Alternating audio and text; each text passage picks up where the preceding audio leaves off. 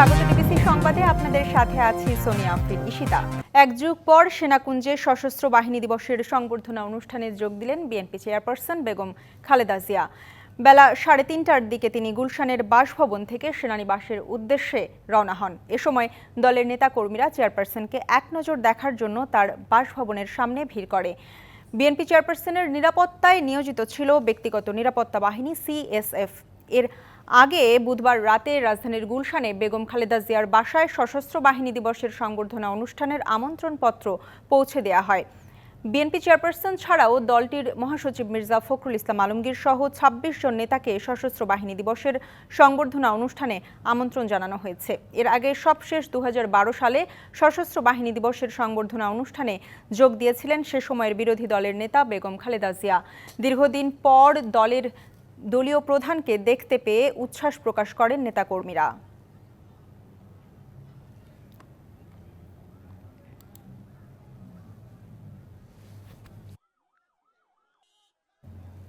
সেনাকুঞ্জে চলছে সশস্ত্র বাহিনী দিবসের সংবর্ধনা অনুষ্ঠান। আমরা সরাসরি চলে যাচ্ছি সেখানে।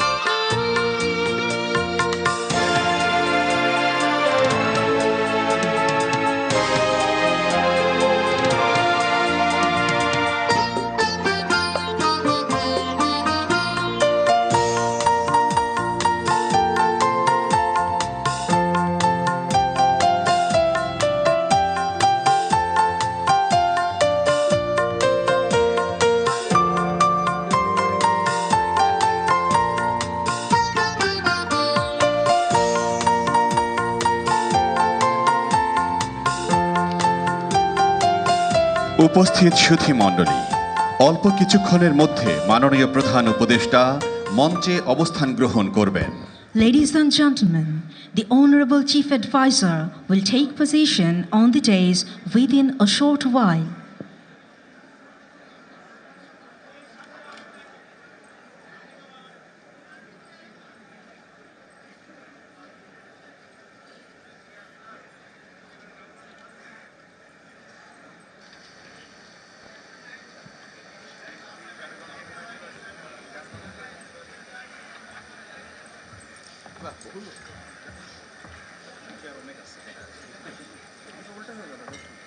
উপস্থিত সুধী মণ্ডলী, এইমাত্র মাননীয় প্রধান উপদেষ্টা মঞ্চে অবস্থান গ্রহণ করলেন।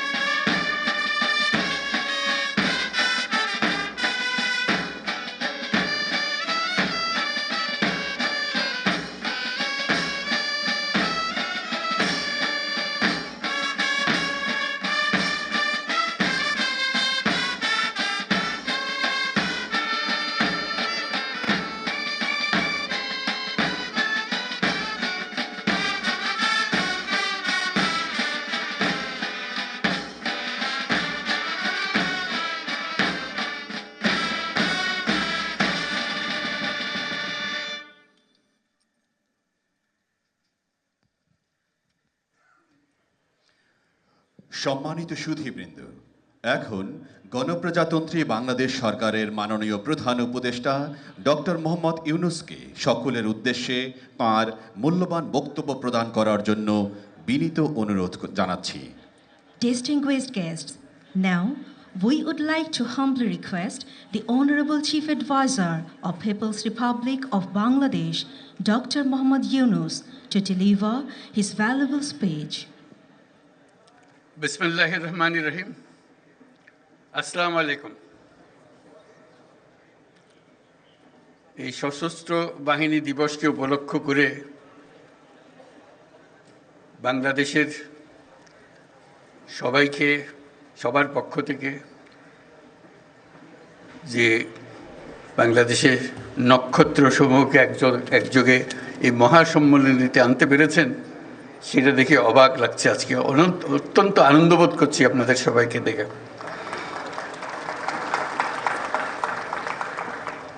আর যে নক্ষত্ররা এখানে শরিক হতে পারেন নাই, জায়গার অভাবে জায়গা দিতে পারেন নাই, তাদের কাছে দুঃখ প্রকাশ করছি। এবং যে নক্ষত্র সারা বাংলাদেশে ছড়িয়ে আছে তাদেরকে এখানে সবার পক্ষ থেকে আমরা সালাম জানাচ্ছি।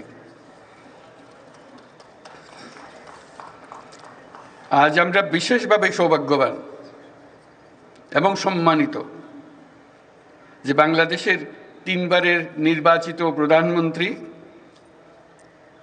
বীর মুক্তিযোদ্ধা শহীদ রাষ্ট্রপতি জিয়াউর রহমানের স্ত্রী বেগম খালেদা জিয়া আজ এখানে আমাদের মধ্যে উপস্থিত আছেন।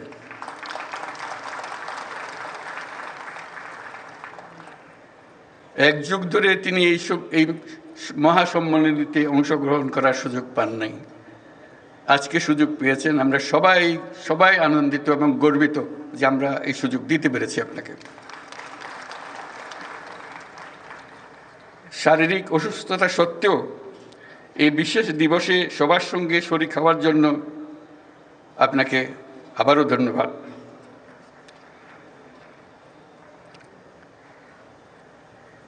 আমরা তার আশু রোগমুক্তি কামনা করছি এবং এই অনুষ্ঠানে বিশেষভাবে স্বাগত জানাচ্ছি। প্রিয় সহকর্মীবৃন্দ, 3 বাহিনীর প্রধানগণ,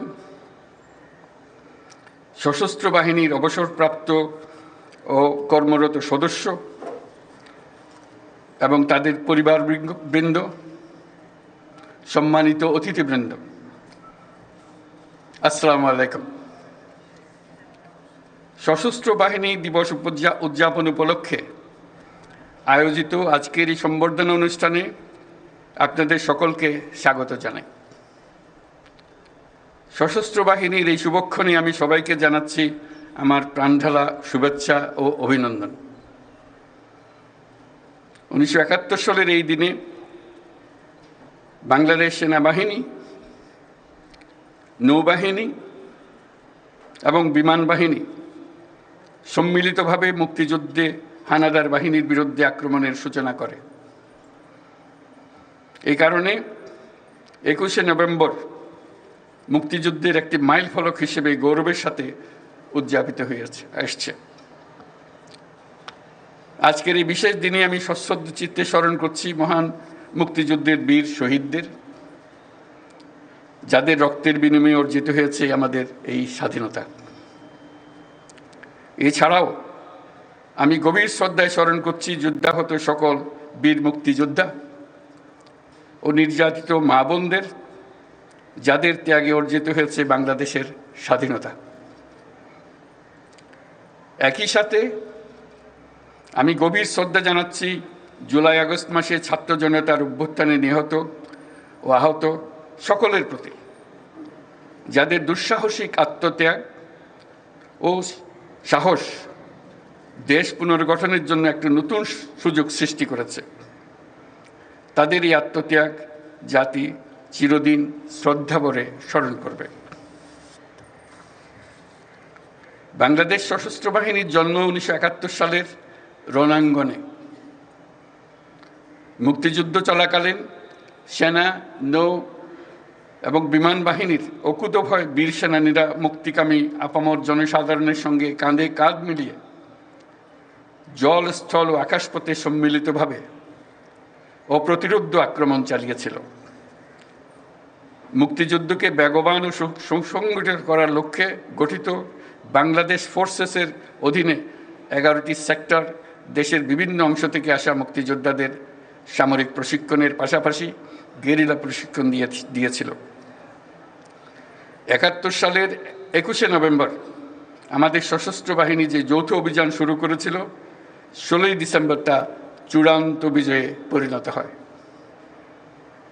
71-এর মুক্তিযুদ্ধে আমাদের সশস্ত্র বাহিনীর এই অবদান বাংলাদেশের ইতিহাসে স্বর্ণাক্ষরে লিখিত থাকবে। সম্মানিত অতিথিবৃন্দ, স্বাধীনতার সূচনা লগ্ন থেকেই দেশের স্বাধীনতা ও সার্বভৌমত্ব রক্ষা এবং নিরাপত্তা নিশ্চিত করার পাশাপাশি দেশ গঠন ও জাতীয় দুর্যোগ মোকাবেলায় সশস্ত্র বাহিনী সবসময় জনগণের পাশে থেকে কাজ করে আসছে। সাম্প্রতিক বৈষম্য বিরোধী ছাত্র আন্দোলনে এবং পরবর্তী সময়ে দেশের ক্রান্তি লগ্নে সশস্ত্র বাহিনী বরাবরের ন্যায় মানুষের পাশে এসে দাঁড়িয়েছে। দেশের ছাত্র জনতা এবং সাধারণের পক্ষে দাঁড়িয়ে সশস্ত্র বাহিনী আবারও দেশের মানুষের কাছে আস্থার প্রতীক হিসেবে স্বীকৃতি লাভ করেছে।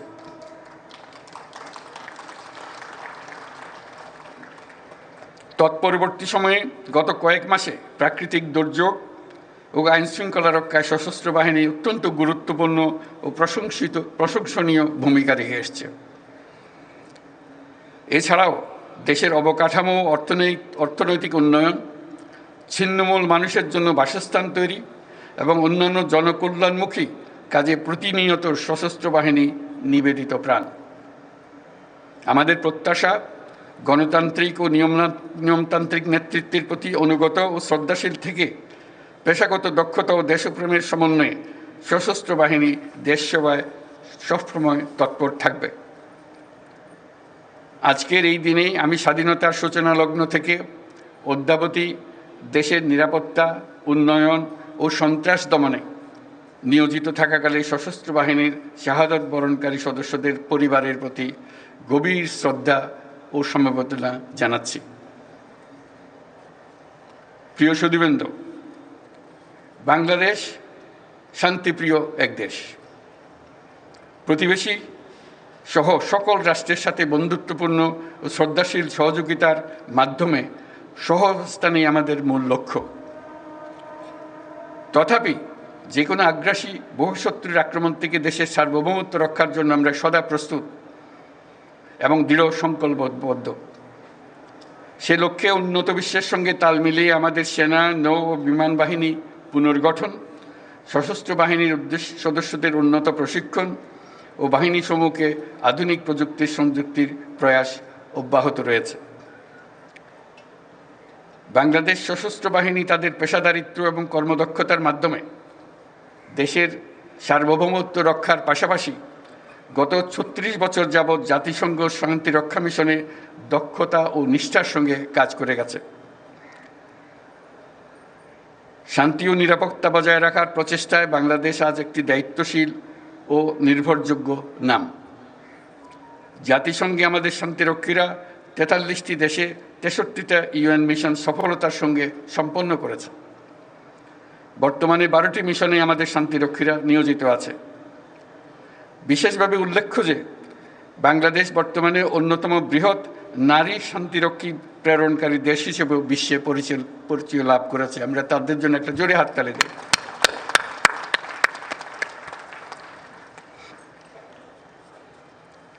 এই জন্য আপনাদের আমাদের এবং আপনাদের অন্তরের অন্তঃস্থল থেকে ধন্যবাদ জানাই। হেমন্তের এই বিকেলে উৎসবমুখর পরিবেশে আপনাদের সাথে থাকতে পেরে আমি অত্যন্ত আনন্দিত। আপনাদের উপস্থিতি আজকের এই মহতী অনুষ্ঠানকে প্রাণবন্ত মহিমান্বিত করেছে। আপনাদের উপস্থিতি আজকের এই মহতী অনুষ্ঠানকে প্রাণবন্ত করেছে। সশস্ত্র বাহিনীর পক্ষ থেকে আপনাদের সকলকে জানাই আন্তরিক ধন্যবাদ। পরিশেষে সশস্ত্র বাহিনীর সকল সদস্য এবং তাদের পরিবারবর্গের সুখ, শান্তি ও কল্যাণ কামনা করছি। আপনারা সকলে যেন দেশের উন্নয়ন ও অগ্রগতি সাধনে সশস্ত্র বাহিনী দিবসের আদর্শ ও অনুপ্রেরণায় উদ্বুদ্ধ হয়ে ঐক্যবদ্ধভাবে কাজ করে যেতে পারেন সেই কামনা করছি। আমি আমার বিদেশি বন্ধুদের উদ্দেশ্যে দুটি কথা বলি। My dear friends who are attending this celebration, I would like to say a few words to you. I take the privilege to thank the excellencies and distinguished guests from our friendly countries for joining us to celebrate our Armed Forces Day. On this occasion, we gratefully recall the contribution of the people of our friendly nations during our War of Liberation. I'm also thankful for the excellent training support and assistance provided to our armed forces by your countries. I hope you will continue to provide similar support in future as well. I must mention that it is a unique opportunity and great experience for our troops to work together with the global peacekeepers under the umbrella of the United Nations for the noble cause of world peace and stability. I assure full support to the United Nations in the global peace efforts by our armed forces. I thank you all for your kind presence. প্রিয় সুধীবৃন্দ, আপনাদের সবাইকে আজকের অনুষ্ঠানে অংশগ্রহণের জন্য আন্তরিক ধন্যবাদ জানাচ্ছি। মহান আল্লাহ আমাদের সহায়ক। আল্লাহ হাফেজ।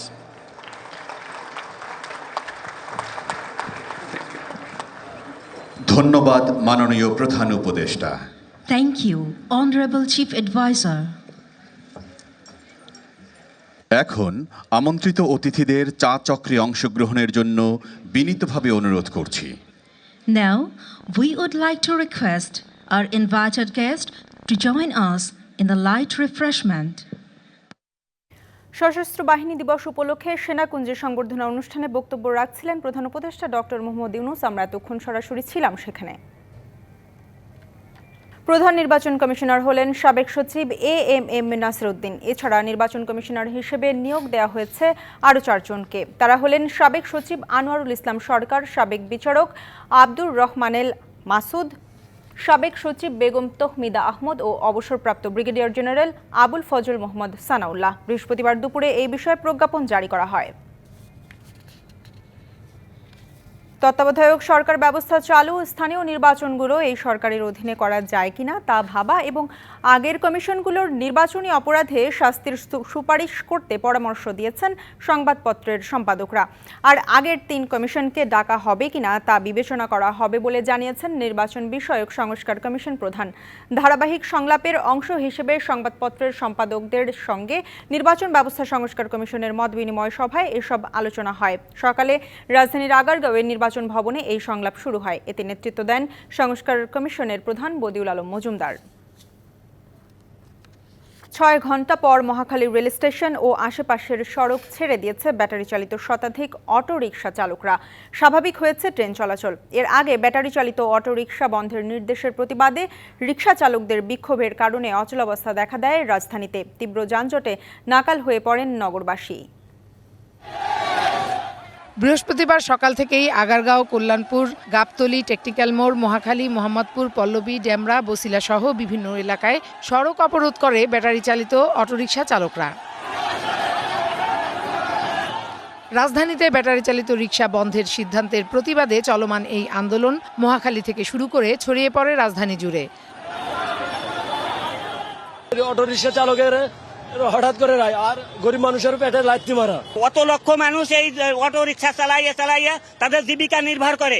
অটো রিক্সাগুলো যদি নিয়ে চলে যায়, তুলে নিয়ে গেল, এই মানুষগুলি কি করে খাবে? এতে সড়কে তৈরি হয় ব্যাপক যানজট। অবরোধে ভোগান্তিতে পড়েন যাত্রীরা।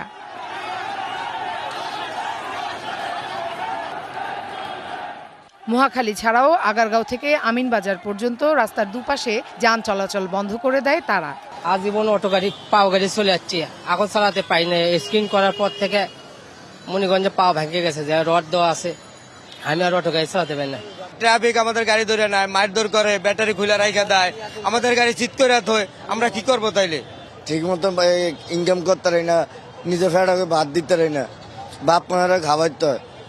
আমরা কোনো সমাধান পাই নাই, কারণ আমাদের এটা বন্ধ করতে হলে আমাদের একটা কর্মব্যবস্থা করে আবার বন্ধ করতে হবে। আর এইটা নিয়ে মনে করেন যে পুলিশ ট্রাফিক খুব ঝামেলা করে আমাদেরকে, রাস্তার পাশে আসলে ব্যাটারি খুলে নিয়ে যা, গাড়ি আটকে নে, এই যে টাকাগুলো নে, এই টাকাগুলো কে পা? সরকার পা। রেল লাইনেও অবস্থান নিয়ে বিক্ষোভ করতে দেখা গেছে আন্দোলনকারীদের। গত মঙ্গলবার ঢাকা মহানগর এলাকায় সড়কে ব্যাটারি চালিত রিকশা চলাচল 3 দিনের মধ্যে বন্ধ করতে হাইকোর্টের নির্দেশের পর এর প্রতিবাদে সড়ক অবরোধ করে বিক্ষোভে নামে ব্যাটারি চালিত রিকশা চালকরা। Farhana Juthi, DBC news, Dhaka. DBC সংবাদে নিচ্ছে একটি বিরতির, সঙ্গেই থাকুন। স্বাগত আরেকবার ডিবিসি সংবাদে। সেনাকুঞ্জের সশস্ত্র বাহিনী দিবসের সংবর্ধনা অনুষ্ঠানে কিছুক্ষণ আগে বক্তব্য রেখেছেন প্রধান উপদেষ্টা ডক্টর মোহাম্মদ ইউনূস। এখন অন্যান্য অতিথিদের সঙ্গে কুশল বিনিময় করছেন তিনি। আমরা সরাসরি চলে যাচ্ছি সেখানে।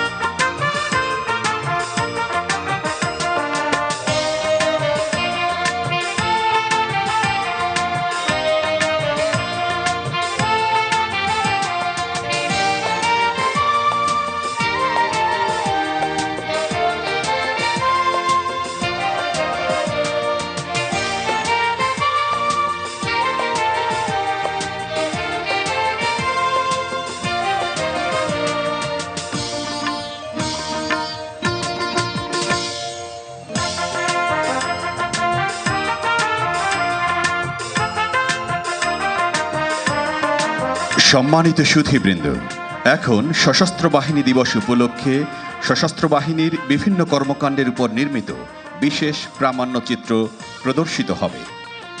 Respected audience, now on the occasion of Armed Forces Day, a short documentary made on various activities of armed forces will be screened.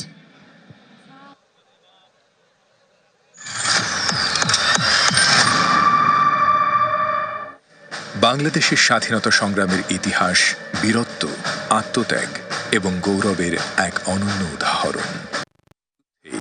ঠিকামী ছাত্র জনতার পাশাপাশি সশস্ত্র বাহিনীর অবদান ছিল অসামান্য। আজকের এই দিনে সশ্রদ্ধ চিত্তে স্মরণ করছি মুক্তিযুদ্ধের সকল শহীদ ও বীর মুক্তিযোদ্ধাদের। সেনাকুঞ্জের সশস্ত্র বাহিনী দিবসের সংবর্ধনা অনুষ্ঠানে কিছুক্ষণ আগে বক্তব্য রেখেছেন প্রধান উপদেষ্টা ডক্টর মোহাম্মদ ইউনূস। এখন অন্যান্য অতিথিদের সঙ্গে কুশল বিনিময় করছেন। আমরা সরাসরি ছিলাম সেখানে। মূল্য নির্ধারণ কাঠামোর সংস্কার করতে পারলে জ্বালানি তেলের দাম 10 থেকে 15 টাকা কমানো সম্ভব বলে জানিয়েছেন Centre for Policy Dialogue CPD. বৃহস্পতিবার রাজধানীর একটি হোটেলে বাজারভিত্তিক জ্বালানি মূল্য সরকারের নেতৃত্বাধীন উদ্যোগ এবং সম্ভাব্য সংশোধন শীর্ষক সংলাপে এই তথ্য দেয় গবেষণা সংস্থাটি। বিপিসির চেয়ারম্যান জানান, আগামী জানুয়ারি থেকে জুন মেয়াদে যে জ্বালানি তেল আমদানি হবে সেখানে দাম আরও কমানোর সুযোগ আছে। তেলের দাম কমাতে বিক্রি কার্যক্রম অটোমেশনের বিকল্প নেই বলেও আলোচনায় উঠে আসে। সেমিনারে সিপিডির গবেষণা পরিচালক ডক্টর খন্দকার গোলাম মোয়াজ্জেম বলেন, বিদ্যুৎ ও জ্বালানির দাম আন্তর্জাতিক দামের সাথে আরও বেশি সামঞ্জস্যপূর্ণ করে নির্ধারণের সুযোগ আছে। নিজ বাসভবনের সাংবাদিকদের তাৎক্ষণিক প্রতিক্রিয়া জানাচ্ছেন নতুন প্রধান নির্বাচন কমিশনার এএমএম নাসির উদ্দিন। আমরা সরাসরি চলে যাচ্ছি সেখানে। ওখানে ভোটার তো আরেক রকমের, তাই না? এমপি ইলেকশন ভোটার আরেক ধরনের, তো নানা ধরনের ভোটার লিস্ট করা লাগে। সুতরাং এই একটা জিনিস আমাদেরকে সারতে হবে, কারণ এর মধ্যে 18 বছর হয়ে গেছে, এরকম তো বহু লোক হয়ে গেছে যারা ভোটার হয়েছিল, তাদেরকে তো আনতে হবে। তারা এত স্যাক্রিফাইস করলো, ইয়াঙ্গার জেনারেশন আমাদের জেনজি এত স্যাক্রিফাইস করলো, তাদেরকে তো ভোটার লিস্টে আনতে হবে। এটা একটা বড় কাজ, খুব গুরুত্ব দিয়ে করতে হবে বলে আমার কাছে মনে হচ্ছে, যাতে এমন না হয় যে মায়ের নামের জায়গায় স্ত্রীর নাম হয়ে গেছে, স্ত্রীর নামের জায়গায় মায়ের নাম হয়ে গেছে, বাপের নামের জায়গায় ছেলের নাম হয়ে গেছে, বাপের বয়সের চাইতে ছেলের বয়স 10 গুণ বেশি, এরকম অনেকগুলো হয়েছে। এরকম যাতে না হয়, কারণ এটা নির্ভুল আনবায়াস কেন বললাম, আমি তো পত্রপত্রিকায় আপনাদের রিপোর্টে দেখি যে ভুয়া ভোটার, ফেক ভোটার্স হয়, এই জিনিসগুলো তো আমরা এনশিওর করবো যাতে না হয়। একটা perfect proper genuine voter list করাটা আমার মনে হয় আমাদের একটা প্রথম দায়িত্বের মধ্যে পড়বে। তারপরে তো অন্যান্যগুলো তো আছে আর কি, আমরা সেভাবে বসে আমরা সিদ্ধান্ত নিব যে আমাদের টপ প্রায়োরিটি কোনটা আমরা অ্যাড্রেস করবো, সেভাবে এটা আগাবো আর কি। ইনশাল্লাহ আগে দায়িত্বটা নেই, বুঝে নিই আগে।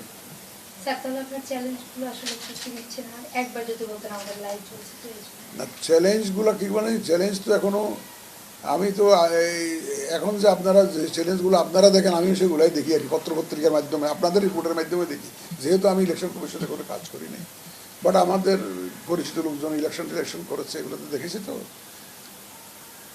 যদি এক কথায় বলতে চান, সবচেয়ে বড় চ্যালেঞ্জ হচ্ছে ভোটারকে নির্বিঘ্নে তার পছন্দের প্রার্থীকে ভোটদান করার যে একটা ব্যবস্থা করা, এটাই সবচেয়ে বড় চ্যালেঞ্জ। সেটা আমরা করতে চাই, একটা free, fair and credible election. সেটার জন্য যা যা করা দরকার আমি সর্বোচ্চ শক্তি দিয়ে চেষ্টা করব, এবং সবার সংশ্লিষ্ট সবার সহযোগিতা নিয়ে আমি ইনশাল্লাহ কামিয়াব হব, সেই কনফিডেন্স আমার আছে।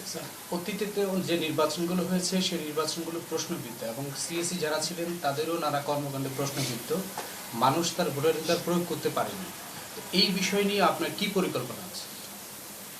ওটা তো সুবিধা হয়েছে, ওনারা যখন যে ইলেকশন কমিশন রেখে গেছেন, আমরা তো দেখেছি আমাদের একটা লেসন হইলো তো ওনারা কি ভুলগুলা করেছেন, কি কাজগুলা অপছন্দ নিয়ে কাজ করেছেন, তাদের কি কাজগুলো মানুষ অপছন্দ করছে, তাদের সম্পর্কে মানুষ কি মন্তব্য করছে, এগুলো তো আমাদের জন্য বিরাট একটা শিক্ষা। আমার তো রেডিমেড শিক্ষা পাচ্ছি তো, কারণ তাদের ভুল ত্রুটি, তাদের যে ল্যাপসেস, এগুলোর থেকে আমরা শিক্ষা নিয়ে তাহলে আমরা সেভাবে আগাবো, যাতে ওই জিনিসগুলো যাতে আমরা না করি, ওই ভুল যাতে আমরা না করি, ওই রকম যাতে অপবাদ আমাদের ঘাড়ে না আসে, সেভাবেই আমরা ব্যবস্থা করবো ইনশাল্লাহ।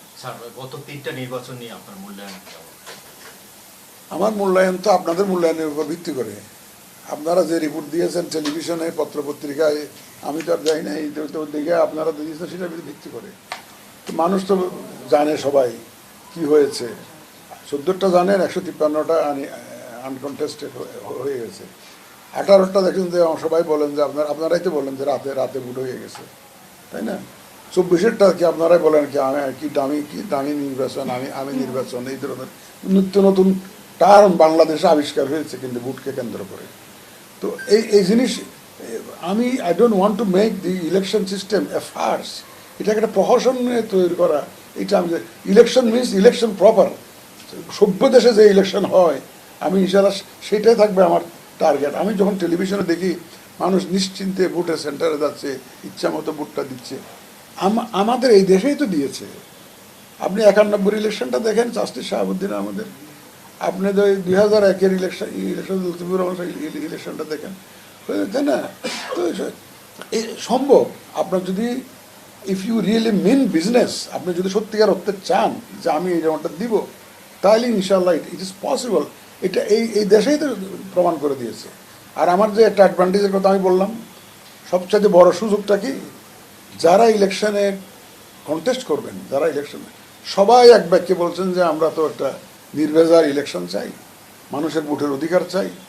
সব বড় বড় দল সবাই কিন্তু বলছে আমরা কিন্তু মানুষের ভোটের অধিকার প্রতিষ্ঠা করতে চাই।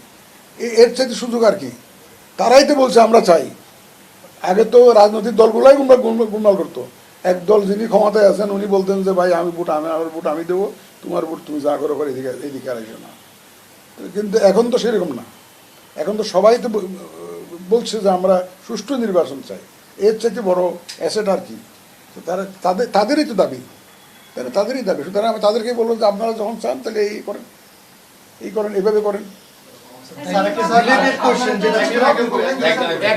যারা কমিশনাররা যে ভুল করেছে তা এই ভুলগুলো আপনি রিপিট করতে চান না স্যার? অতীতে তো দেখা গেছে গত কয়েকটা নতুন প্রধান নির্বাচন কমিশনার AM নাসিরউদ্দিন কথা বলছিলেন, আমরা এতক্ষণ ছিলাম সেখানে। ডিবিসি সংবাদে নিচ্ছে আরেকটি বিরতির সঙ্গেই থাকুন। স্বাগত আরেকবার ডিবিসি সংবাদে। মেরিল পেট্রোলিয়াম জেলির সৌজন্যে এবারে জানাবো শীতের গল্প। মানিকগঞ্জের বিস্তীর্ণ এলাকা জুড়ে শীতকালীন সবজির আবাদ করা হয়েছে। এরই মধ্যে আগাম জাতের কিছু সবজি বাজারে উঠতে শুরু করেছে। ফলন ও দাম ভালো হলে লাভের আশা কৃষকের। মানিকগঞ্জ সদর উপজেলার বিশ্বনাথপুর গ্রামের কৃষক লোকমান হোসেন এবছর 9 বিঘা জমিতে ফুলকপির আবাদ করেছেন তিনি। সার, বীজ, কীটনাশক সব মিলিয়ে তার খরচ হয়েছে প্রায় 2 লাখ টাকা।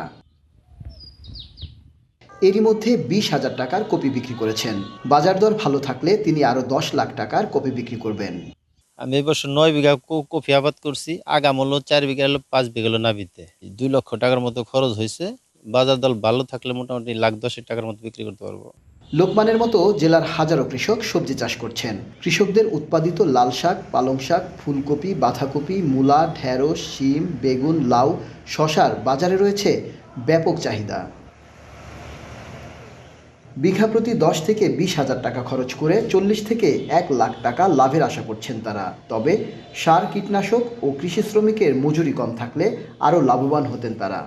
10 বিঘা হলো কফি লাগাইছি, 2 বিঘা হলো আপনার সিম আর হলো লাউ লাগাইছি। 2 লক্ষ থেকে 2.5 লক্ষ টাকা খরচ হবে। যে বাজার আছে এই বাজারে একটু কম থাকলেও তাতে মোটামুটি আমার 8-9 লক্ষ টাকা বেচা আসবো আর কি। এইবার এই বাজারটা থাকলে আমরা একটু লাভবান হতে পারি। সার, বীজ হয়তো এনার দাম ইত্যাদি দাম কমলে পরে তাহলে আমরা কৃষকের সুবিধা হয়। অনুকূল আবহাওয়া ও ন্যায্য দাম পেলে চাষিরা অর্থনৈতিকভাবে লাভবান হবেন বলে আশা কৃষি অধিদপ্তরের। যদি আমাদের আবহাওয়া অনুকূলে থাকে এবং কৃষি বিভাগের পরামর্শে কৃষকেরা উন্নত পরিচর্যা করে তাহলে কৃষকের উৎপাদন খুব ভালো হবে এবং তারা বেশ ভালো বাজার মূল্য পাবে বলে কৃষি বিভাগ আশা করে। চলতি মৌসুমে জেলায় 4,500 হেক্টর জমিতে সবজির আবাদ হয়েছে। এবছর সবজি আবাদের লক্ষ্যমাত্রা রয়েছে 9,882 hectare. Ashraful Alam Liton, DBC news, Manikganj. সংবাদ এই ছিল এখনকার মতো। ডিবিসি নিউজের সংবাদগুলো পড়তে ভিজিট করুন dbcnews.tv আর ভিজিট করুন ডিবিসি নিউজের ফেসবুক পেজ এবং ইউটিউব চ্যানেল। সঙ্গে থাকুন।